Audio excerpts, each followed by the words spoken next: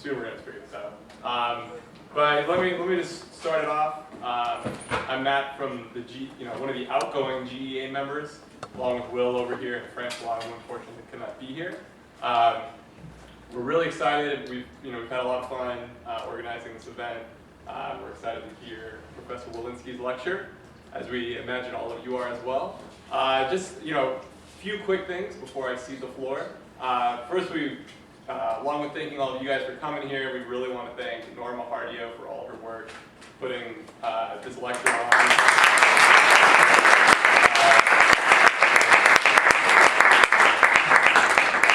Even though this is only our third one, we know that she does this year in, year out, so it's really, really cool. So I think that's it. Oh, and also very importantly, I just want to reiterate that after the lecture, we're going to have the reception and dinner at the BU Castle, which is over at 225 Bay State Road. For those of you who don't know, just a few minutes walk from here. If you don't know where it is, just follow the crowd. So I'm going to give the floor to Kevin Lang, who's going to talk a little bit about Bob Rosenthal's legacy, who will then cede the floor to Bart Lippman, who will introduce our speaker, who will then cede the floor to Asher. So without further ado, Kevin.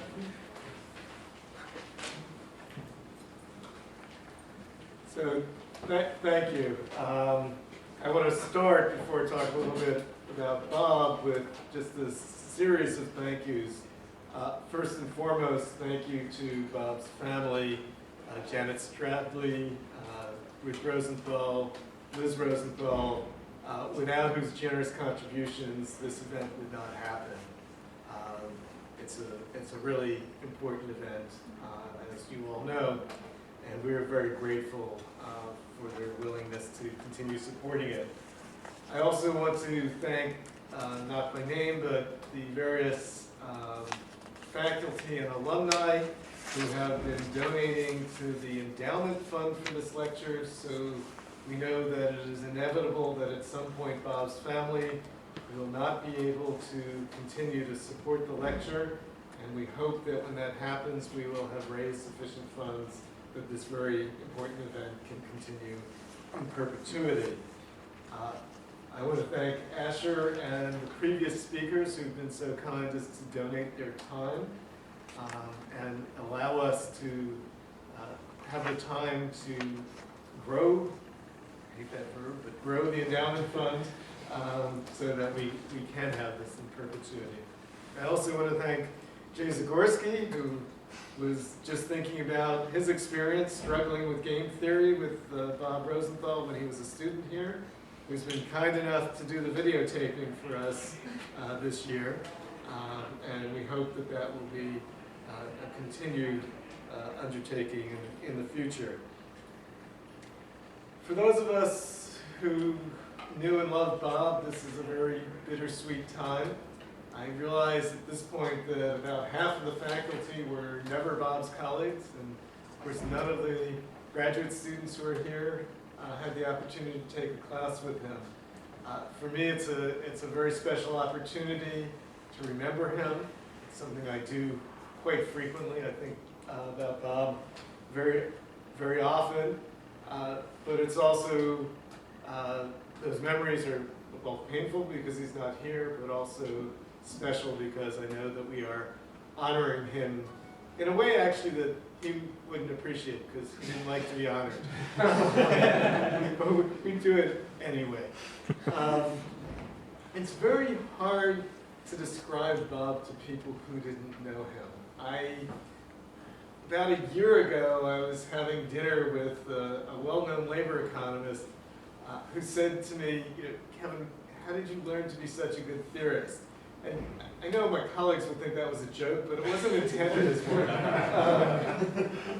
And I started to tell the story of beginning to work with Bob. And the background to the story is I had a paper accepted at a premier journal. I won't cast aspersions on the paper by telling you which journal it was, but it was one of the top 5. And I had some issues that I thought I ought to run by Bob before I actually sent it in for the final publication. Bob said he would take a look at it. And as Bob's one, he was very helpful, and he got back to me very quickly. and told me in no uncertain terms that it was an outrage that the paper had been accepted. and the labor economist to whom I was talking was just horrified that anybody would do this. But those of us who knew Bob, this was not a compliment. It was. I don't know if people could hear. Larry Kotlikov said it was a compliment. It was at least a statement that he thought it was worth spending time with me to make me a better economist. And you have to understand it in the context of how hard Bob was on himself. He is reputed to have said, he's responsible for the revelation principle, which all of you know is extremely important.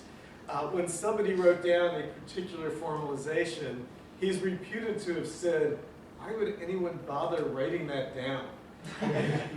He did not think the revelation principle was worth publishing. This was typical. He had high standards, and he was willing to help people meet those high standards. I guess one other story before I finish what I was saying about that episode, which really did help me become a much better theorist. I think the first year that Bob and I were here, we arrived together, I was put in charge of junior faculty recruiting. And as you can imagine, for those, well, actually, many of you have not been on the other side, but those of you who have been on our side know you get to the point where for the 15th or 20th time, you've done the sales pitch about how wonderful BU is. And I was tired of doing it, and Bob was in the room with me, and I thought, well, it'd be interesting to see what Bob thinks is great about our department. And I said, well, Bob, why don't you do the sales pitch? Well, this was not a Larry Kotlikov sales pitch. He started off with, well, we're a mediocre department. At which one asked them which departments were not mediocre, and I think there were 2 or 3. And being mediocre, I think, put us in the top 20. But that was Bob.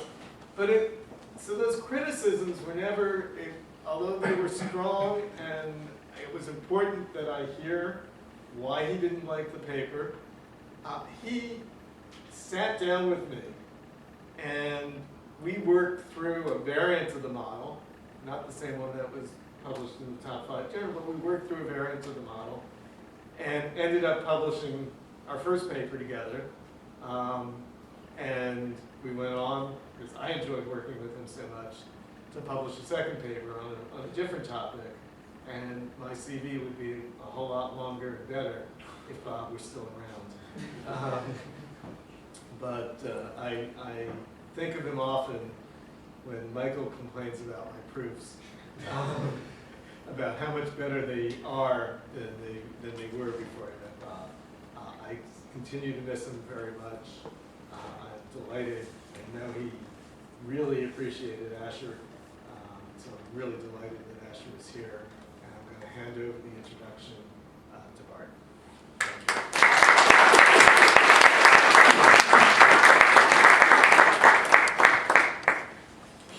Given that the mic doesn't work, I don't know why I'm standing here, but I guess it's it's a focal point. Anyway, so it's a pleasure to introduce Asher Wolinsky as the speaker for the 12th annual Rosenthal lecture. I think Asher was an excellent choice for 2 reasons. First, he's an excellent economist. I'll say a few words to try to convince you of that in a moment, but I'll mostly rely on his lecture to persuade you of that, because I think it'll be a lot more persuasive than I could be. Second, kind of echoing some of the things Kevin was saying, this lecture, of course, is a way to keep the memory of Bob Rosenthal alive. And for those of you that didn't meet Bob, if I had to try to describe him to you, it's an imperfect way of describing him would be to say, look at this guy. Asher reminds me a lot of Bob. He's taller, but otherwise he reminds me an awful lot of Bob. Partly there's the excellent economist thing that I just mentioned, but it goes a lot beyond that. First of all, I think of Bob and Asher both as people who use economic theory to try to say something about the real world around them. Both of them, like quote-unquote pure theory and wrote some very elegant papers that would be called by most of us, I think, pure theory. But judging from both their vitas, what they really cared about was saying something real and meaningful about the world around us. Second, as with Bob, as you heard in Kevin's story, you know where you stand with Asher. He's a very polite man, but let's say he's very direct. So if you had a chance to talk to him about things you were thinking about earlier today, you might have heard a strong view, which is useful, as Kevin was just noting. Finally, Asher is a very serious-minded person, and I don't mean by that he's not going to make a joke. But what I mean by that is he doesn't play games with this stuff. He does game theory, but that doesn't mean he plays games. He takes these things very seriously. And so one reflection of this that I just loved. So in order to prepare for this introduction, I looked up his Vita. So I hope I'm not going to embarrass him with this, but he is the only person I know whose Vita lists selected publications. Okay, so in other words, there are papers that he published that he didn't think were good enough to be on his Vita. So I did a little bit of Googling to try to find them. And I can't guarantee that I found all of them, but I found 10 papers, including one in the Review of Economic Studies, top 5 journal, 3 in Games and Economic Behavior, one of them co-authored with Aldo Rustachini, another co-authored with Ariel Rubinstein, and yes, both of them list those papers on their Vitas. So, in short, looking over these papers, I didn't go out and read all the 10 of the papers, but in short, he's left off his Vita what would arguably be a tenurable Vita in its own right, which I find impressive. So, a little bit, so now completely embarrassing, a little bit of information about Asher. So he received a BS in Math and Economics from Hebrew University, and an MA and PhD from Stanford. He's been a fellow of the Econometric Society since 1991. This past October, Asher was inducted as a fellow of the American Academy of Arts and Sciences, which is a great honor, along with the 2 guys you might know, the Steen brothers, Larry Epstein and Bruce Springsteen. You may have heard of them. Asher is or has been on the editorial boards of Econometrica, JET, GEB, even though he disregards their papers, and AJ Micro. We tried to get him on the board of TE, that's a long story. He's published at least, as far as I know, 15 papers in top 5 journals. I suspect more that I couldn't find. Asher was one of the key people in developing models which blended matching and bargaining as a way of understanding competitive equilibrium. His work with Matt Jackson in their '96 JET paper really triggered the huge literature on networks. He's written a great deal on the role of asymmetric information in competition and the organization of the firm. And recently has written several interesting papers with Eddie Deckel and Matt Jackson on both. So, without further ado, let me turn it over to Asher Wolinsky.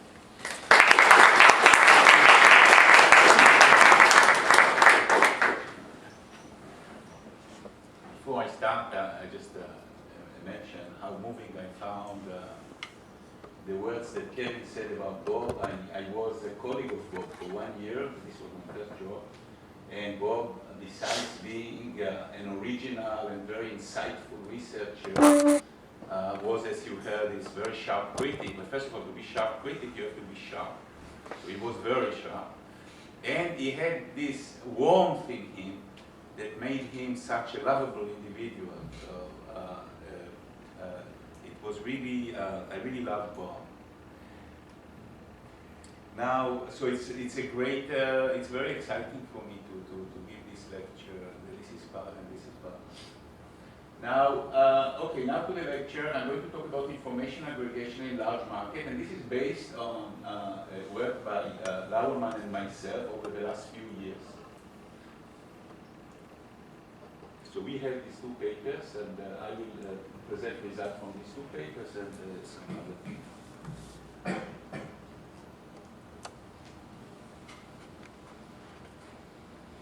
So I'm going to talk about common values environment, and there are many participants with private signals. And the question is, to what extent prices form the natural trading modes, aggregated, dispersed information that agents have. Interest in this question owes to the fact that information aggregation by prices may affect the efficiency of the market allocation. The focus of this talk is on information aggregation by certain price formation modes that are interesting because they are natural or widespread. It is different from the question of how to design a mechanism to aggregate information well, which in this environment that I'm going to talk about should not be a problem. So this is not in the mechanism design tradition. But just in the more natural tradition of describing, looking at the known mechanisms and asking about the properties. And as I mentioned, this work is, the new results that I have to tell you about will be taken from these two papers by Lauerman and myself. So let me say a few words about the significance of the question of information aggregation. So this is a fundamental question of economic theory. It's part of the broader question of how the price system performs the allocation of resources. The centrality of this question is why sometimes the whole of traditional microeconomic theory is called price theory. The information aggregation by price question was tackled systematically, as you know, by the rational expectations literature. And the subsequent step in this investigation is in environments with strategic agents. Milgrom and Wilson addressed this question in the context of auctions. Most likely they didn't have in mind a structure auction that's being designed for some purpose, but rather as a component of a market price formation. But this is a discussion of auctions is just the beginning. Auction is not the only way to think about price formation. Other modes could give rise to different insights. The interest in this problem is not because there is literature by important people on the subject and some crumbs might be left and we run to collect them, but rather there is a literature because this is a very fundamental question and it remains a fundamental question. So I would like to start by presenting a common framework that, with which I will discuss some different modes of price formation. So we have a single seller and n potential buyers. The state is denoted by W, and it could take one of a finite number of values 1 through n. And what is a state? Alternatively, you can think of it as the seller's type or the quality of the unit that the seller has to sell. So this is what I mean by state. There are prior probabilities denoted by rho over the possible states.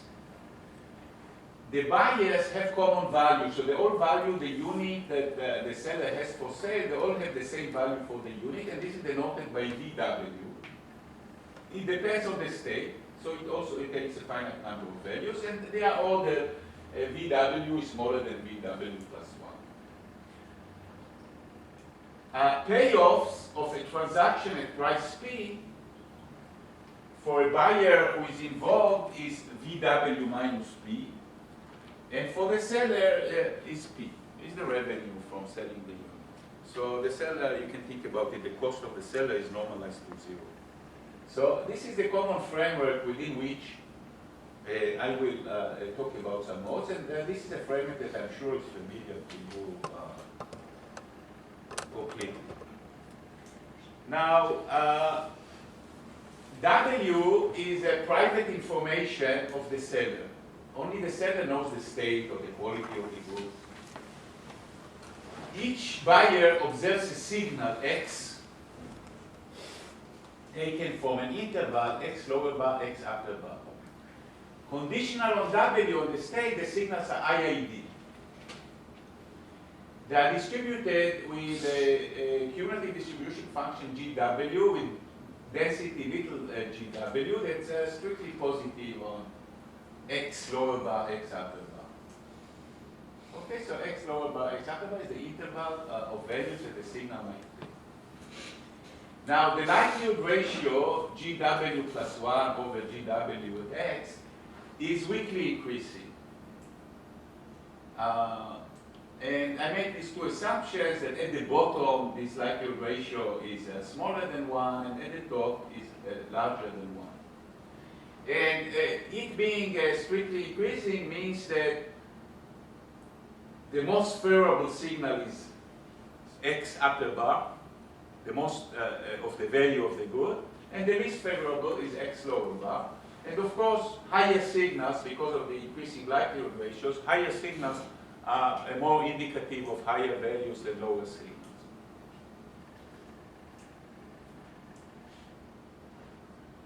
Now, we will say that signals are boundedly informative if even the best signal, the likelihood ratio at the top, is finite.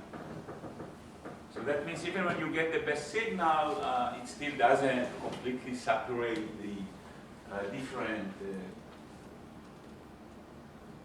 values. And we say it's unboundedly informative if it's infinite.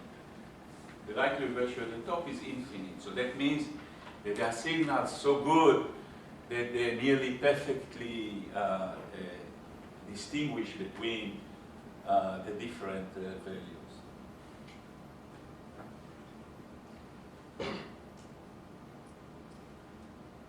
Okay, now, so this is the framework, and we can speak now about different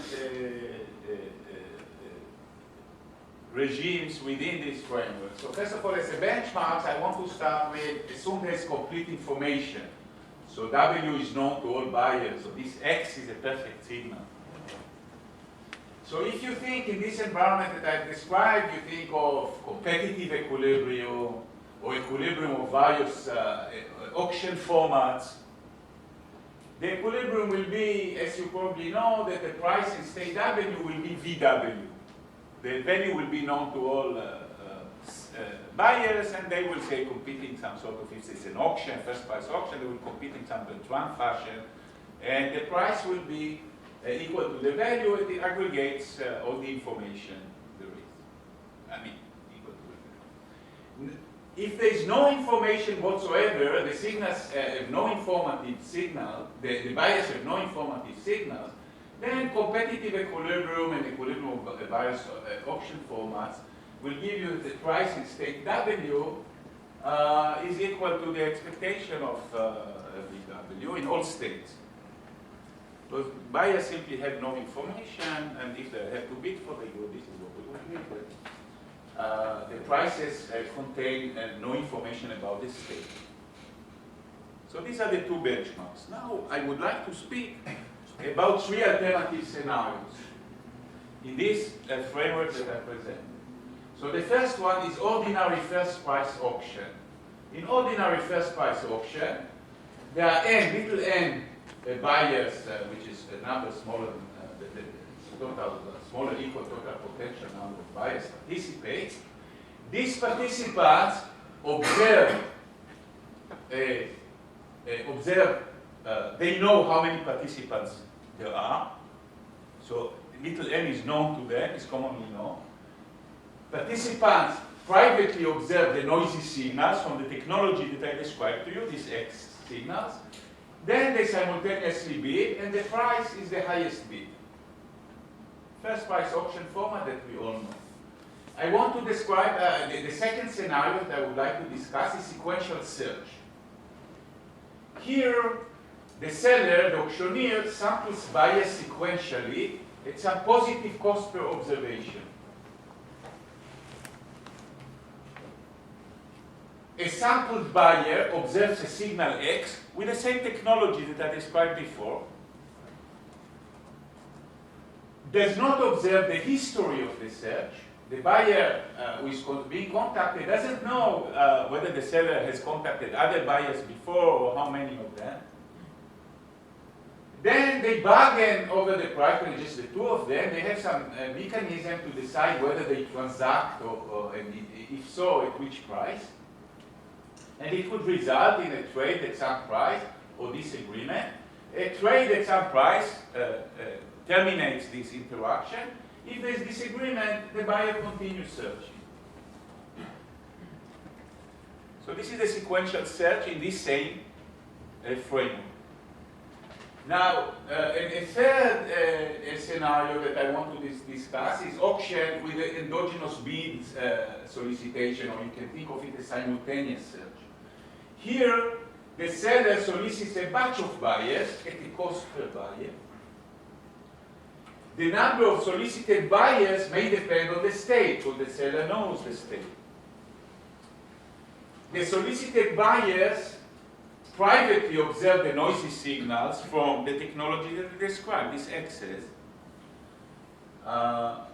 And the buyers do not observe the number of other solicited buyers, so they don't know how many other bidders the seller is summoning. And then they simultaneously bid, and the price is the highest bid. So this is, if you wish, this scenario is a hybrid of these two scenarios. There is bidding like in the auction, but there is a sampling. It's not exactly like in the sequential search where it's simultaneous, but there is a sampling effect, which in some sense resembles what goes on in the search model.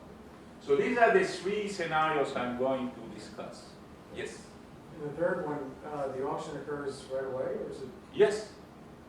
I mean, the second one, they could, not make a deal and then move on. This is right. So why isn't the first one preferred by the seller? It might be. I don't say what preferred. These are just three different scenarios. I'm not saying that the seller is optimizing by choosing them or even has the ability to choose them. This is how it is. These are three different scenarios. So this scenario, suppose you need a repair at your home, for example. This scenario means you take one repairman, then another, then another, then another, until you conclude with somebody. This says you do what I do. You invite a few simultaneously. They don't arrive all at the same time, but you invite them simultaneously and then hear all of them and then decide. So the key thing is the cost. There is a cost, yeah. So It costs in here and here, in both of these. You can put the costs up there, but there it's not important because there the n is given exogenously, so it's not important if the buyer, if the seller bears the cost. He doesn't have a decision on the number of this. So I want to comment on these three scenarios. The ordinary auction is the ordinary auction. You know it all, right? The sequential search, it's also somewhat a familiar scenario, although here you have this adverse selection and signals, you have some elements that maybe you didn't see in ordinary search mode. The third scenario falls between the other two, as I mentioned, endogenous solicitation like in the sequential, the price formed in bidding like in the auction. You can think of it if there's a paper by Burdett and Judd, a well-known paper on simultaneous search, or batch search model. You can think of it as an incomplete information version of that model.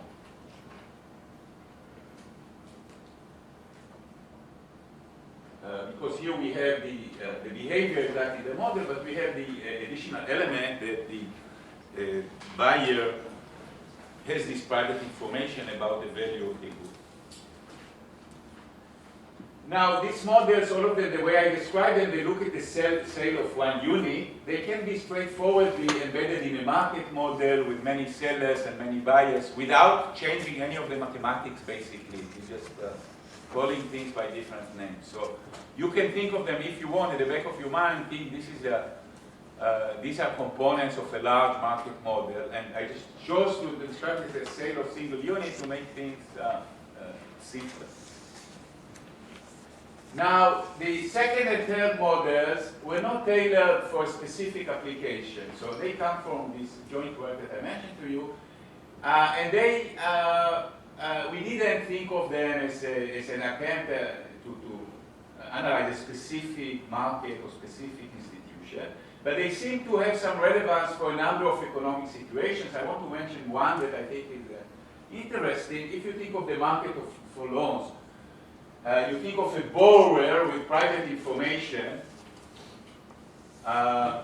This would be the counterpart of the seller in our model, applying for a loan to multiple lenders. This would be the counterpart of the buyers in our model. So he could do it sequentially. He could go to one bank and then to another and propose the project, or could do it simultaneously, send applications to a few. So I think this would be an interesting application, although I didn't think about its details. I'm just mentioning it as a potential application with this sort of information structure. Brocker and Reardon, they model the situation of somebody looking for a loan as a standard common value auction. But I think that this approach or this model would be more interesting because it's an endogenous decision by the borrower of how many banks to contact, whether it's simultaneously or sequentially, could be of some importance for this situation.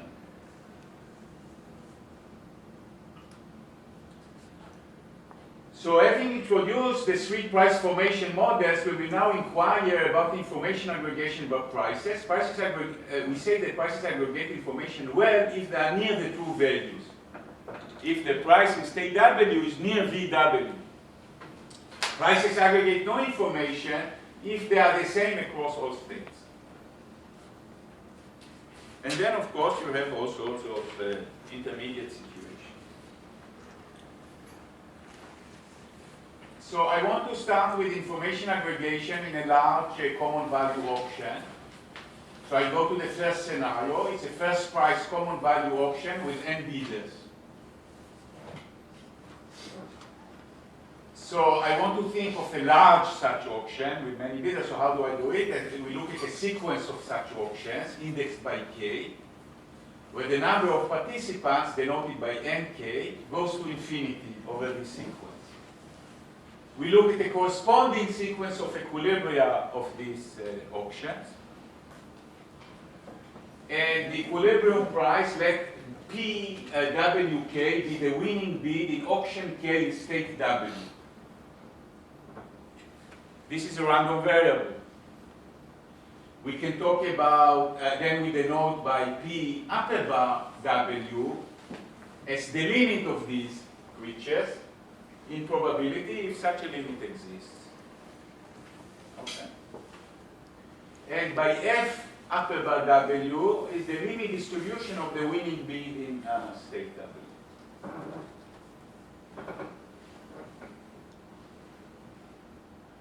So this would be, again, I'm talking about a sequence of auctions with the number of bidders. These auctions are not related. It's not that there are some strategic links between the auctions. I'm just looking at a sequence of economies with exceedingly larger number of bidders. And I'm asking myself how the sequence of prices behaves. More precisely what the limit is. So observation with very informative signals, namely if the likelihood ratio at the top is high for all W, the prices in this auction aggregate information well. Formally, what do I mean? This limit price over the sequence of auctions with increasing biddership is the value for all W if and only if the likelihood ratio at the top is infinite for all W. If for all W the likelihood ratio at the top is finite but large, the price will be close to VW for all W.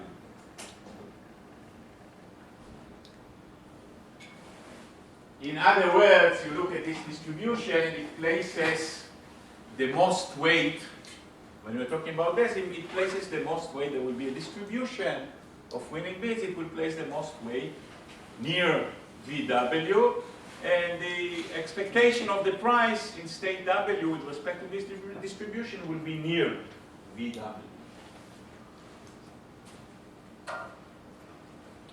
Remarks about this observation.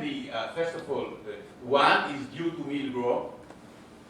And you should also see Wilson, the result is really derived in Milgrom, but Wilson discussed this question earlier. He made some more special assumptions, and his result is not as sharp because it's under some special assumption, but he really came up with this question and the first sort of answer, although the full result is in Milgrom. Now, number two, I stated it as a result, but I think it is a result in the sense that if you go through Milgrom's argument, you'll see that it also nearly holds, it's true for if you can just go through the argument for large likelihood ratio that's not finite. But I didn't go through this argument step by step, so you can take it as almost result, but not. But I did check it for two. For when you have two, this I know for sure that what I'm saying here is true. When I have more than two, I'm 99.9 sure that what I'm saying is true, but I don't want to go the other 0.1%, because anyway I'll have to attribute it to Milgrom. So you just go with Milgrom's argument, and you'll see that it must be true, but I didn't really do it. But you take it, it must be true. Believe me, I worked with these models long enough to know that this is probably true. Okay, so the auction aggregates information well. When the likelihood ratio at the top is high, it aggregates well. In other cases, probably less well. Here is the picture of what happens in the auction. Do you see it very well? Because I made also a paper copies of this picture. Do you see everything in this picture? Also, you see the labeling on the axis. Are you sure? Oh, so this is the thing I prepared it.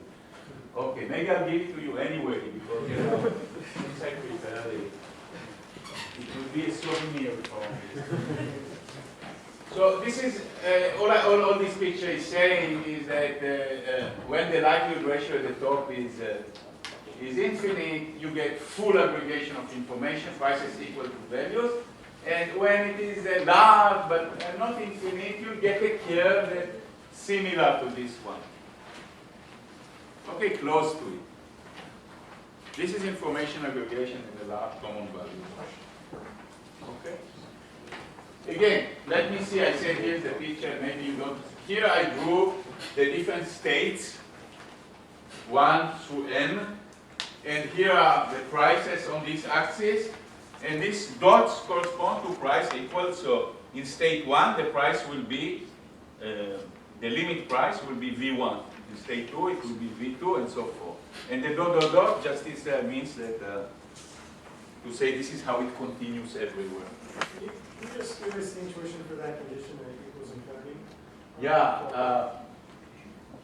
What it means, what does it mean for this to be equal to infinity? It means that there are signals that are very, very strong, that if you get the signal close to x, if you get the signal in the absence of any other information, if you just get a signal that close to x upper bar, it's much, much more likely that it's W, and you know it's either W plus 1 or W, it's much, much more likely that it's W plus 1. If you have just a signal and it's not interfered with any other information, the signal is very revealing. You have signals that tell you, are so good that they tell you with it's very likely that the likelihood of one stage over the other is very, very large. And this perfect aggregation occurs if and only if this is the case. If and only if. But I'm telling you also that even if it's not infinite, if it's finite but large, it will be near infinite. But this is all a benchmark to the things I want to say next. So now I want to talk about the sequential search. The sequential search with adverse selection, so we have a single seller, and let this capital N be infinite prospective bias. So the seller can sample as much as she wants. The seller samples buyers sequentially at the cost S. I'm just reminding you things that I said, that each sampled buyer observe a signal X drawn out of this distribution G. It's the same signal that bidder gets in the auction, exactly the same. Seller and buyer, once they meet, they bargain over the price. Agreement results a trade at the agreed price and the end of the whole process. Disagreement means continued search. I leave this in a black box. I don't tell you how they bargain. They bargain somehow. Okay.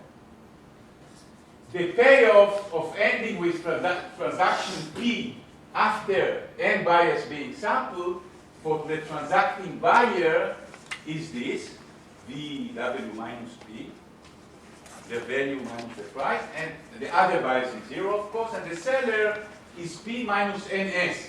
So the seller incurs this cost of sampling. So if the seller had to look at n buyers, this is the cost.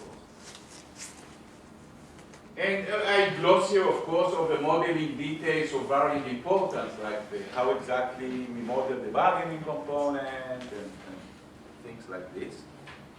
So I'm just not telling you, I'm just leaving it in a blank. So I want to talk about information aggregation in this model. So look at a sequence of such model indexed by K. Again, look at a sequence of such models. They are separate from each other, but just a sequence of such models. What changes from model to model is the cost of sampling, SK. The cost that the seller incurs per sampling a buyer. And this goes to 0 over the sequence. So sampling becomes easier and easier over the sequence. And look at the corresponding sequence of equilibria. Take an equilibrium for each such version of the model and look at the sequence. And the equilibrium price, the transaction price in version K in state W will be a random variable.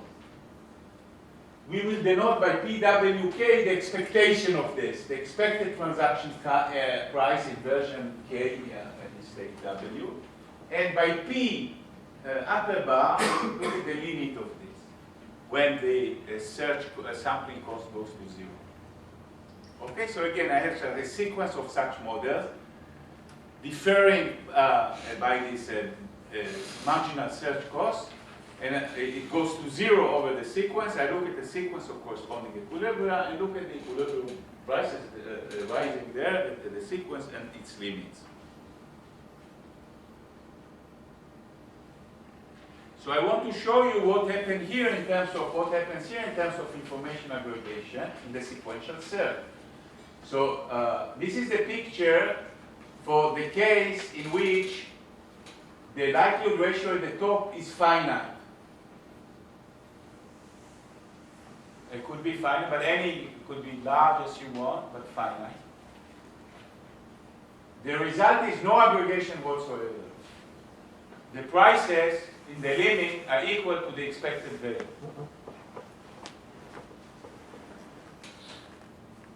I told you that in the auction, they will be, if the likelihood ratio at the top will be finite but high, you'll have a curve similar to what I showed you with a pretty good aggregation. Here, no aggregation whatsoever, no information whatsoever. Now, what does it look in the sequential search when we have the likelihood ratio at the top is infinite? This is what this picture tells us. If the signals are unboundedly informative, namely the likelihood ratio of every adjacent curve is infinite, namely you have such signals that are so good they distinguish any adjacent curve very well.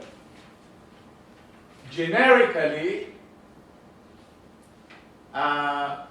this is what the curve would look like. And when I say what it looked like, again, I remind you, here are the states, these are the different states, and these are the prices. The curve will be, look like, there will be pools. The pools could be a singleton, which this means, if you look at this picture, means that in state 1, the price fully aggregates the information. In state 2, the price fully aggregates the information in this picture, but in states 3, 4, and 5, they are completely pooled, and the price is equal to the expected value conditional on these states. So this will be a typical picture. It will be a succession of pools. The pools will be of adjacent states. In particular, the previous picture is a special case of this. It's the special case in which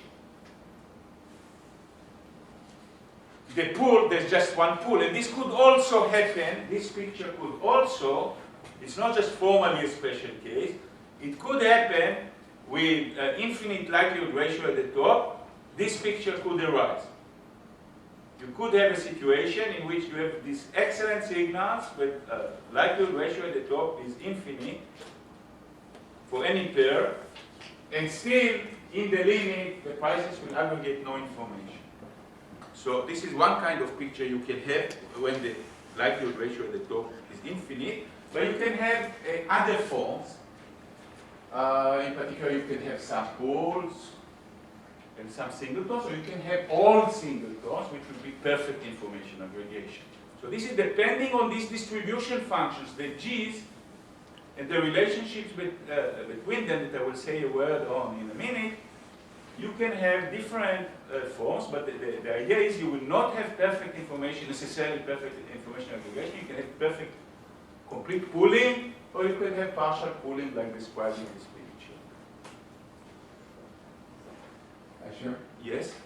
So, in the first auction, I think I get it that if you have enough players, enough buyers, then one of them is bound to have the highest signal, and if that's completely revealing, that guy's going to bid up the price for what the thing is worth. And that's why you get the price is equal to value. Only the reliability of the best signal is going to count, because there are enough guys that somebody's going to get the best signal. In the other ones, I'm a little confused. I mean, it seems like if the state is low, it's not worth the sweat of the seller to get a lot of guys. And because of that, you don't get to the best signal. I mean, is that what's going on? First of all, no. Yes and no. Yes and no. This tension exists, but first of all, I want to do not Milgrom's result in the auction. Do not minimize it too much, because there is. You're right that they're looking. There will be somebody with very good signal, but remember, when there are many bidders, there are also winner scares. So this guy, it's not completely trivial to say somebody will get a good signal and they will bid up, because they have to take into account the winner skills. And this is so you have something to argue that. So Milgrom's result is not sort of immediate.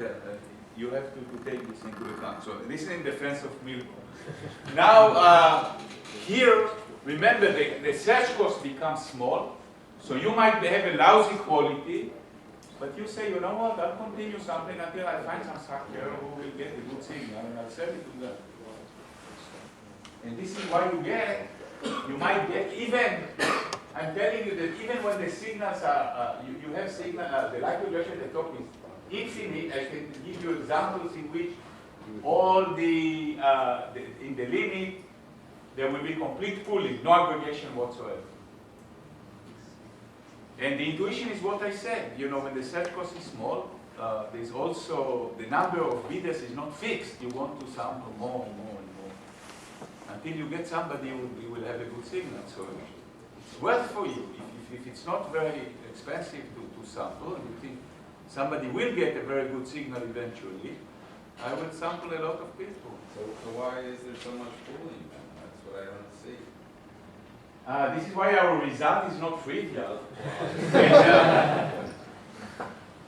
Remember, I told you that you always have this pooling when the likelihood ratio at the top is finite. When the likelihood ratio at the top is finite, that means that somebody with a bad quality, with a low value, it's only a few times more expensive for them to get any signal then even the best signal, in only a few, some finite, multiple, more expensive for them to get a good signal than somebody with the best good. So if the search cost is small, they will, it might not be very costly for them. This is not the whole argument, but you have to establish that somehow the aggregate search cost is small. But this is more or less the intuition. Now I want to say something, another word on this result, because I showed you, I told you many forms of information aggregation can arise when the likelihood ratio at the top is finite. So I want to tell you some words about it. So first of all, perfect information aggregation requires, this is a necessary condition, that the likelihood ratio at the top will be infinite. So when it's finite, then definitely complete pool. Now, but this is not enough. It has to be that when the signal goes to the top, these likelihood ratios go to infinity at a sufficiently fast rate. You need something more to get a good information aggregation. And the precise requirement is all summarized by this measure of informativeness. So this measure that defines for any pair, for any such pair of distributions, we call it lambda ij. We have several definitions for it, but this is one of them. It's the likelihood ratio normalized, as you see, by something. Now, this could be, this could take, in principle, depending on gi and gj, this could take values, this could be 0, this could be infinity, or this could be any number between 0 and infinity. But this measure, this is an informative measure. You see, it measures how, because, of course, this goes to infinity, the denominator. So if this is to be large, or it has to be going to infinity faster than this. Now, of course, when the likelihood ratio at the top is bounded, is finite, this will be 0. Because this goes to infinity and this will be bounded. So if this to be non-zero, it has to be the likelihood ratio at the top is now, if you go to the graph, if I and j are pooled, it has to be that lambda ij is equal to 0. So we go here. To get something like that, it has to be that this lambda 3,5 is equal to 0. And of course, lambda 3,4 will also have to be equal to 0. So this is the informative measure, alternative to the just likelihood ratio. This is the informative measure that tells us if we calculate, give me a family of distributions, and I will calculate these measures lambdas, and I will tell you what this picture looks like. So if the lambda 1 m will be 0, which could happen, it will be it will be complete pool.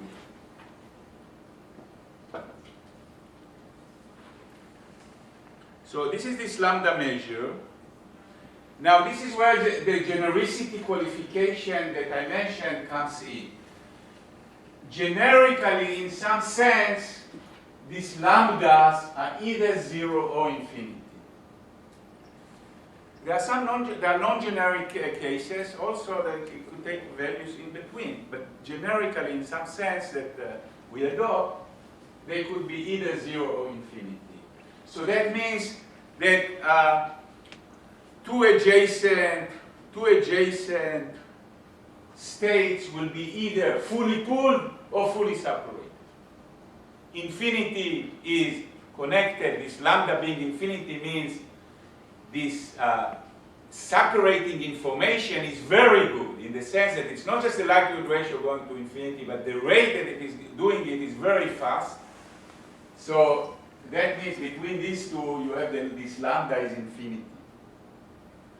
Between these guys is 0.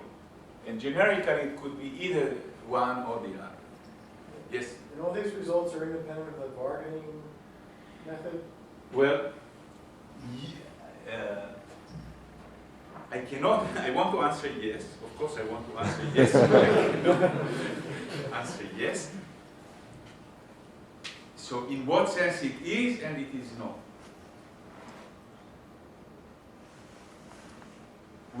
Of course, we assume a certain bargaining protocol. It is, so this is what we do. But we tried in earlier versions of this paper at least 2 other bargaining protocols. We get the same results for all 3. So I cannot tell you that there is no some 7th bargaining protocol that you know. But intuitively, why do I want to say it's not, it doesn't depend on the bargaining? Because the real forces in this model are not the bargaining. The bargainers have something very little to talk about. The real forces here are the search and the information. And they give you, they sort of press everything together, that whatever the bargainers they do it in this way or that way or another way, it's not very important. This is an intuitive answer. But if you ask me, did we check other bargaining protocols? Yes, we checked them. And this bargaining protocol, by the way, that I didn't tell you about, it involves some random prices popping up or something. And the distribution that generates these prices doesn't enter the calculations at all in the limit. So it's not important. So many features of this bargaining, I'd say not important. But I cannot answer it with so for instance, in one of the bargaining protocols that we tried, the buyer made an offer. The seller, made an offer. But the seller is informed. So when an informed makes an offer, you have all these off-path beliefs. So we had, of course, to supplement the equilibrium there with a refinement to get the results that we need. Because otherwise we have a whole bunch of... So I want to say completely independent, but I cannot say completely independent, but intuitively I think it is independent. The bargaining is not really important here.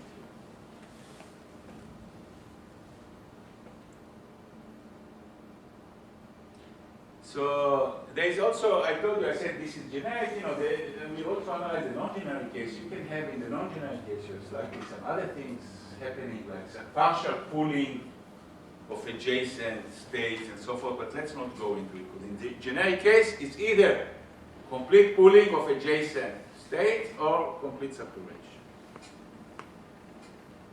Now I want to talk about the 3rd scenario. So I'm done with 2 scenarios, the auction and the sequential search, and you saw they were very different, or quite different, in terms of information aggregation. The 3rd and less familiar scenario is this auction with bid solicitation. It's a single buyer and n potential bidders, like before.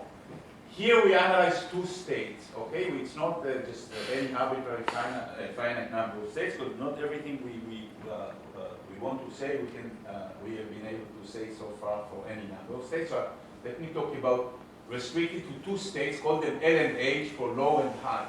So the value in state L is a low value in state A is high value, and the prior, as before, row, everything remains as before, except I restrict attention to 2 states.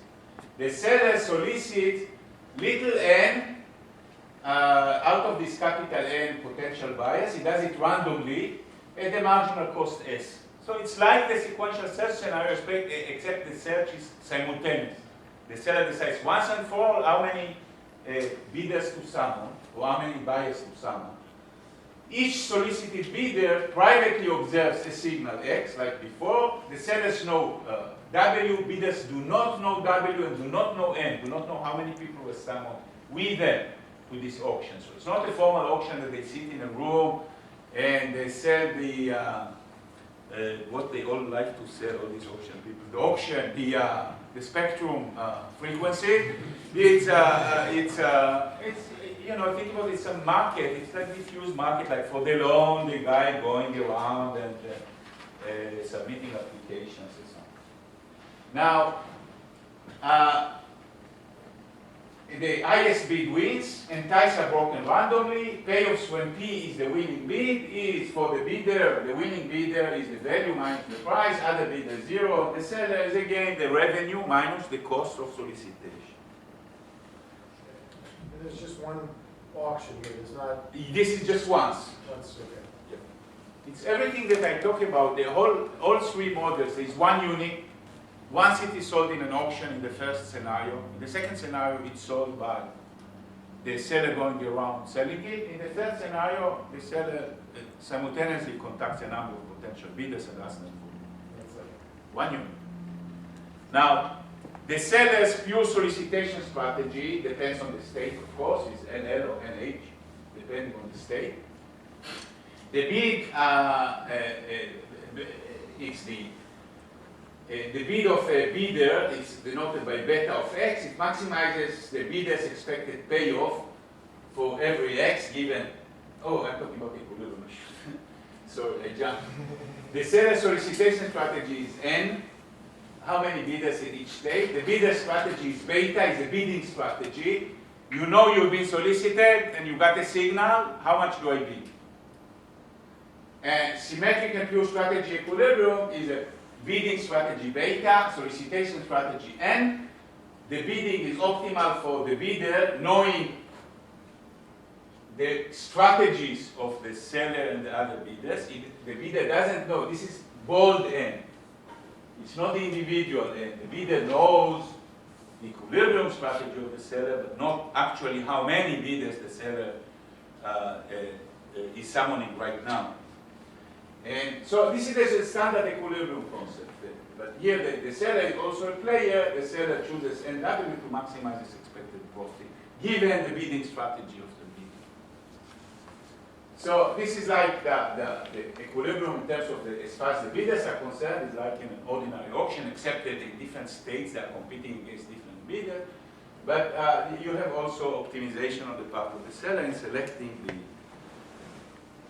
So again, here we look at a sequence of such models, and what varies across the different elements of the sequence is the sampling cost S that goes to 0 over the sequence.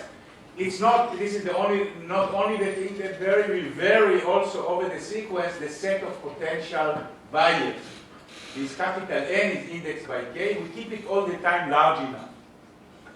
Large enough so that the seller will never want to invite everybody. It doesn't have to be a particular size. We don't want the seller to ever want to invite everybody to the auction. Okay. So this is what happens along the sequence, and we look at the sequence of corresponding equilibria, which are bidding for the bidders and solicitation. And then we look at the equilibrium price. Like before, PWK is the winning bid in auction K in state W. It's a random variable. With the upper bar is the limit of this, of these things. And F is the limit distribution of the winning bid in state W. Okay, this is like before. Now, here, what are the results with respect to information aggregation? We have both partial revelation and pooling patterns in this world. So it is, here, I don't know if I mentioned, I should have mentioned, I'm talking now here about the world in which the likelihood ratio at the top is finite. Be any size, but finite, not infinite. So we have partial revelation and pooling. So what do I mean by partial? There exists a sequence of equilibria with partially revealing limit. That means non-degenerate winning bid distributions that are different across the states. And the expectation of them will not coincide with the actual values, but they will be different from one another, as you see by this inequality. State L, what you have, the middle expression, is the ex ante expected value. So they will be on both sides of the ex ante expected value, but they will not coincide with the value. So this behavior is qualitatively like in the ordinary auction. Remember here, we don't have the likelihood ratio at the top is finite. And if we make it larger and larger and larger, this expectation will get closer and closer to the true value. So it is like the ordinary auction in terms of qualitatively. It's not exactly like, but qualitatively it's like the ordinary auction. Under certain conditions, there also exist sequences of equilibria that converge into a pooling outcome, such that the price in state L is equal to the price in state H in the limit. And it's, I say it's smaller, it's slightly below the X ante-expected value. So I have two patterns. This pattern is like in the sequential search. Because remember, it's likelihood, I'm doing all this analysis under finite bounded likelihood ratio. And this is more like the ordinary auction.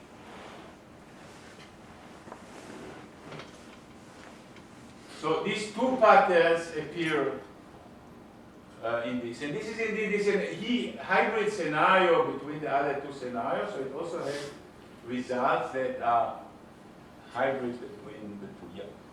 When you say both of these are possible, do you mean for a given set of parameters both are possible at the same time, or so that there exists? First of all, you notice I put exist, so this I should explain. Exist in quotation marks, meaning to do existence here, to use standard theorems of existence, we need to make the prices on agreed and then take the agreed to zero, and this is what exists. But let's accept this is not a problem. This sort of equilibrium always exists. Give me any parameters, this always exists. Always. And for some, in some cases, this also exists. This is another equilibrium. So this sort of equilibrium, they always exists, and under certain condition, this one also exists. So you never have only this one without the other one. And it might be that this also always exists. We just are able to show that it exists under, my suspicion that it always exists. But we're able to show only under certain conditions that it also exists. We don't know what happens in the rest of the space. Not that it doesn't exist, we just weren't able to establish it. But there always exists an equilibrium in the sense of what we call existence, and of this the auction-like form. Now, let me say a few words on this equilibrium, because this is a less familiar scenario. So, the partially revealing equilibrium, the one I showed you on the top, it has a unique form. So, it has a unique limit distributions. It can take, you cannot have in the limit many different equilibria of this form. It will be a unique distribution of the winning bid. It will be a unique ratio, limit of the ratio of the people being solicited, the bidders in NH and NL. And like ordinary auction, as I mentioned, if the likelihood ratio at the top is large, the winning bid distribution will put most of the weight near the true value. This is like in the ordinary auction. And actually, this sort of auction, if you take it aggregates information better than the ordinary auction if this limit is greater than 1, and it does it less well if this limit is less than 1. Namely, in the limit, the prices, the expected prices in the different states, there will be a distribution of prices in a different state. But the expected prices in a different state will be closer to the true value. If this is greater than 1, then in the ordinary auction it will be further away if it is smaller than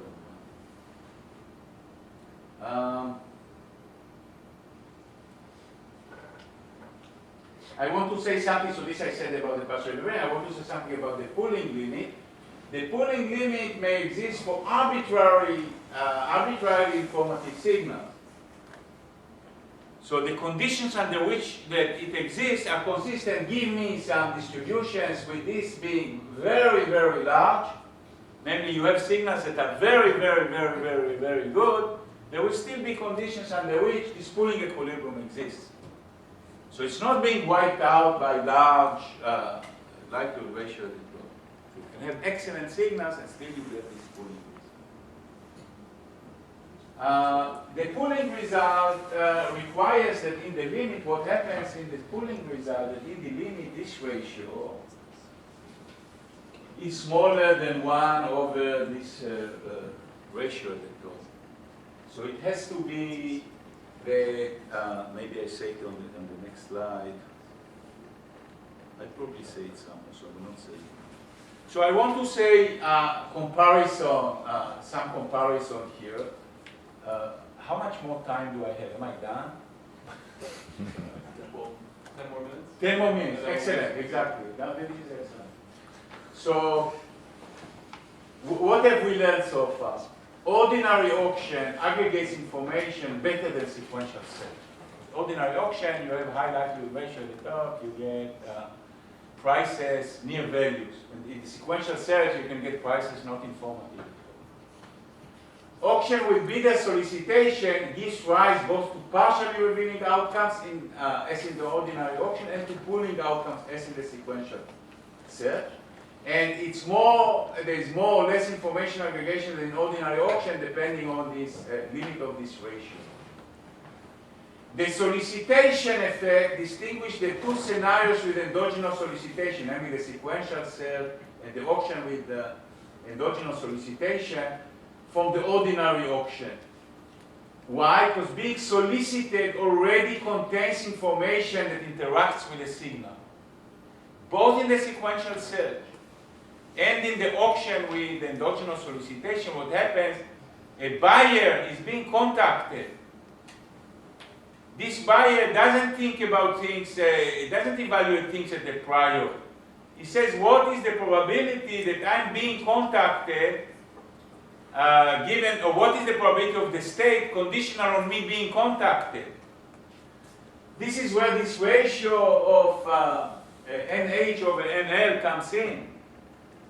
If the seller is contacting many more people in state H, then I learn already something from being contacted. It increases my probability that this is state A. And the same is in the sequential search model. If the seller on average, the search duration of the seller is longer in one state than in another state, then by me just being contacted, I already update the probability of these two states. I don't evaluate them at the prior. I evaluate them at the prior, updated by the fact that I have been contacted. Yeah? In the sequential search, you know how many people have been contacted? No, you don't. You just sit there and the seller comes to you and asks for and offers you, and you don't know how many people the seller has seen before. And you don't know when he started his search. So how do you update your? Because you know in equilibrium, in the sequential search model, in equilibrium in every state, the seller will have a different expected duration of search. Because the probability of generating, let's say the seller looks for a certain signal, the probability of generating this signal will be different in different states. Therefore, the expected duration of search will be different across different states. In equilibrium, I know these different durations. I don't know for how long the search is set, but if I'm being contacted and I know the seller is searching a lot longer in state 2 than in state 1, I update my probability, the prior probability of state 2 versus state 1, I update them using this information. Got a higher chance that I got chosen to do this. This is correct, because he's searching longer. Exactly. Now, in ordinary auction, the information aggregation is determined by the relative strength of the signal and the winner scarce. In the two other scenarios, the winner case is replaced in the sequential search or supplemented in the other scenario by solicitation curse or blessing. The solicitation could be not just depending on whether you are more likely to be solicited in a good state than in a bad state. It could be chaos, it could be a blessing, but this is additional information that values that the bidders use to update their beliefs. Okay, so this is the comparison. I want to say something about allocation of resources. The interesting information aggregation, you can say, why do I care if prices aggregate information or not? The interest in it is motivated by consequences for allocation of resources. In the basic model that I'm considering here, so long as trade takes place, information has no allocative efficiency consequences. But all the buyers here in the simple model that I use value the good more than the sellers, as long as and they all have the same value for the good. So as long as trade takes place, there are no allocative issues here at all. So who cares if prices are aggregated or not? No, this is true in this particular very simple model. Nobody cares, but it's with added structure, you can have a significant allocative consequences, and it's not very difficult to add this structure. For instance, if you think that some VWs are smaller than zero, alternatively you give the seller a cost, and there are some values that are smaller than the seller's cost. So there are some trades that are not beneficial. But if there is no aggregation of information, these trades will take place. If there is aggregation of information, they will not take place. So it's not very difficult to modify the model to bring in the allocation of resource consequences to the model.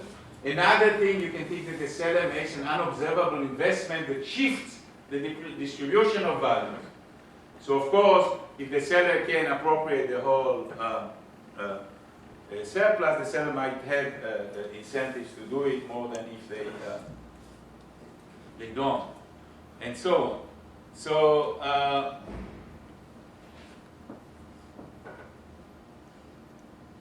actually, the two scenarios with the sampling, there are also efficiency questions concerning total search costs.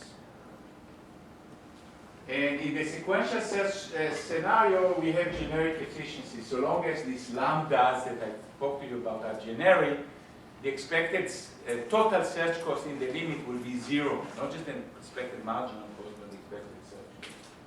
In the bid solicitation scenario, by the way, this will not be the case. In the pooling equilibria, there will be zero total search cost in the limit, but in the partially revealing equilibrium, there will be positive search cost. The seller will incur some non-trivial cost in the equilibrium in the limit.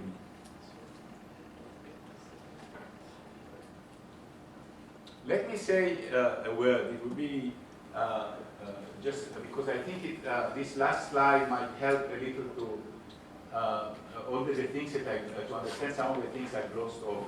So consider, I want to elaborate a little bit about this comparison. Consider the two-state case now for all scenarios. They are just very good, could be, the state could be L or H. For significant information aggregation, there should be values of the signal such that the expectation in the eyes of a buyer, the expectation of the value, conditional on the signal, conditional on the fact that the buyer is going to transact at some price speed, these are close, this expectation is close to the value. This you need it for information aggregation. That at some price close to the value, the expected value is close to the value. This is what you need for information aggregation. Now, this requires that there are values of X such that the buyer will have the probability of H of the high state conditional on X, and the transaction taking place at a price close to it will be close to 1. This is just saying the same thing. Now, let me write this probability out. The probability of H given X, transaction at P, close to VH. So this is what it, this base formula, you have here the prior, you have the probability of being solicited in state A, you have here the signal, you have here the probability transacted P, conditional on A, and in the denominator you have this for all states. You can divide it through, and you get that this probability is determined by 4 likelihood ratios. the likelihood ratios coming from the prior, the one coming from the solicitation, the one coming from the signal, and the one coming from the transaction. And now in different scenarios, these things take different values. So, first of all, this ratio, let's call it the winner-scarce effect. The ratio transacted P conditional on H, transacted P conditional on N. In an ordinary auction, this is smaller than 1. In our sequential search model, it could be 0 or 1, because either the two types will be pulled, or they will be separated, and then in the auction with solicitation, again, it will be different than 1. The signal effect is the same in all of them. The solicitation effect, in the ordinary auction, there is no solicitation. You have nothing to learn. In these two other scenarios, the solicitation effect is captured by this ratio. In the auction with solicitation, these are the actual numbers that are being solicited in the different states. In the auction, in the sequential search, this is the expected duration of search in state A as opposed to state A. Now, existence of a probability that, as we said, close to 1, probability of A, condition on X, and transaction will be close to 1, requires that this is large, that the signal effect swamps the winner-scarce effect and the solicitation effect. It has to be that this is large and that it swamps these other effects. Now, what happens in the auction? It swamps. In the ordinary auction, the winner-scarce is not too strong, and the signal effect simply swamps it, and this is why you get this perfect correlation. In the sequential search, the solicitation effect could offset the signal effect, regardless of how large the signal effect is. So, for instance, one equilibrium behavior is that the seller of any type searches to a signal above a certain threshold X star. When S is small, this X star is near X amplitude. Then the solicitation effect, the expected duration of search, is 1 over the probability of success. So is this in state H and this in state L. And this is more or less 1 over the likelihood ratio at the top.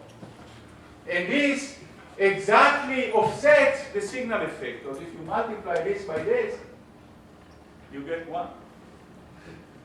So in the sequential search, the sampling effect, in the auction, the winner-scarce effect can never offset the signal effect, or not can never. It doesn't offset the signal effect if the signal effect is strong enough. Here, even if the signal effect is very strong, it can be offset by the solicitation effect. So this is basically the story. In the auction with the solicitation, it's even more complicated, so I will not say. And the conclusion is the main qualitative insight that endogenous solicitation that arises naturally in certain trading scenarios affect information aggregation by prices. It is clear how the endogenous solicitation interferes with aggregation. An informed seller of a lower type solicits more buyers and so gives rise to a solicitation effect that mitigates the signal effect. Sometimes the endogenous solicitation might work in the other direction. The partially revealing equilibrium of the auction would be the solicitation. In certain situations, prices aggregate information better than in the ordinary auction. So it doesn't have to necessarily be always worse than in the ordinary auction. This is it. I'll stop here.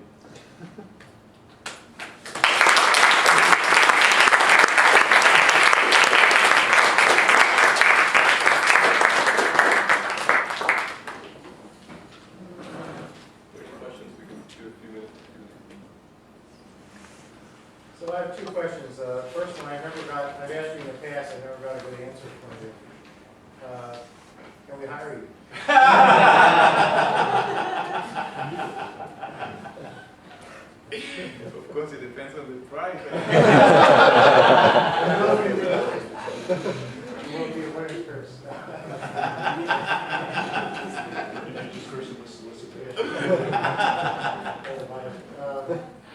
The other question is, this may be a tip. If you were able to organize markets, you were a dictator, knowing what you now know, would you organize market, suppose you could require people to trade in a certain way, and strictly in that way, and kill them if they didn't. Would you organize auctions? Would you let people continue doing what they're doing? But this is it's a little bit too general for me. But I can tell you, for instance, if you didn't even like narrower confines, that for instance, this auction with endogenous solicitation, there is a inefficiency arising here. So if you could force the seller to reveal the number of people that are soliciting, for instance, you will overcome a certain amount of inefficiency. I said that there will be some cost. There will be some solicitation cost, and if the seller, how many bidders the seller is soliciting is observable, this cost will be, well, I have to be careful. Okay, let me say it differently. Suppose, yeah, in at least one sort of equilibrium, this cost will be avoided. So this is something I could say, but to give like sort of a sweeping answer, I know too little, and everything here is too simple to give a serious answer about how to organize markets. But so I think this solicitation effect is a real lesson. It's a real lesson that all sorts of things that so information, property, information aggregation, you can think of naturally in an auction. That they are getting interfered with when you have this sort of solicitation. So when people go around, let's say, to shop for a loan and you don't keep information about them, you don't know how much they are going to shop, they could, if it's not too costly to do it, they could bring you into a situation in which prices will not convey information. So I think this is a real effect. Now, how to take this effect into consideration when we design things, I don't know. So I hesitate to say, for instance, you can ask questions of whether this history should become observable or not. So I cannot answer it offhand. But I'm saying this sort of thinking about it allows you to at least begin thinking about this question, whether you should impose a regulation that says that the entire history of somebody who's going for a loan, the entire history of loan application should be secret, should be allowed to keep secret, or should be made public. This is a question you can ask once you are aware of these effects. But the answer to it, I don't know. I don't know the question.